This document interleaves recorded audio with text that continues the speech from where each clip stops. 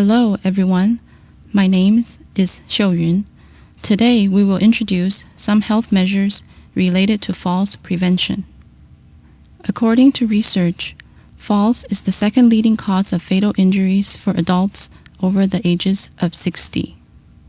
Some of the factors that increase the risk for falls are age, state of consciousness, use of medications, and improper use of equipment.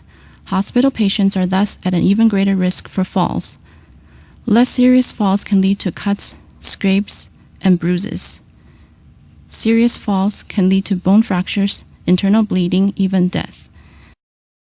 Below, we will introduce one by one some key health measures to prevent falls. In the following, I will introduce to you which groups of patients are at a greater risk for falls.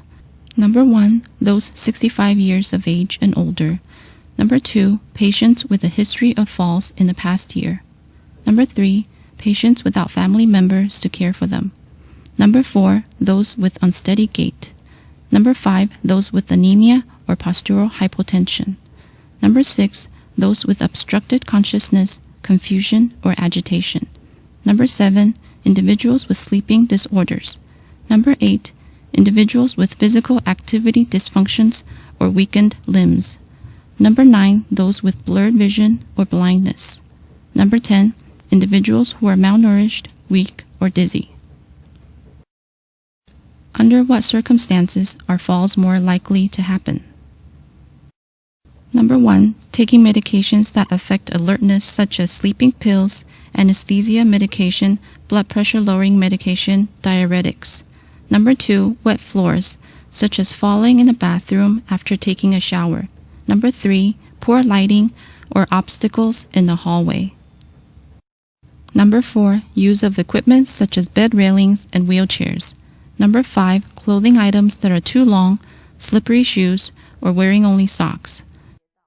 Number 6, when there's an urgent need to use the bathroom, such as a need to urinate or after anemia administration. Next, we will talk about how to prevent falls. Number 1, sit at edge of the bed for 3 to 5 minutes or until dizziness subsides before getting off your bed. Family members should be there to offer support. Activities such as using the bathroom, getting off the bed, or changing positions should be done at a slower pace. Number 2, patients with an unsteady gait should be accompanied by someone at all times. It is suggested that walkers, canes, or wheelchairs be used to provide steady support. Number 3, when using mobile IV stands or walkers, patients should place the walker on the side of the bed where they get up and be cautious not to trip. Number 4, if the bed rails are up, patients should notify medical staff to lower the bed rails and not try to climb over the bed rails to get off the bed. Bed rails should be raised on both sides. If only one side is raised, caretakers should sleep on the side with no bed rails. Number 5, wear properly sized clothes that are not too big or too long. Openings should be properly buttoned or fastened. Wear non-skid-soled shoes. Avoid walking barefoot or wearing only socks.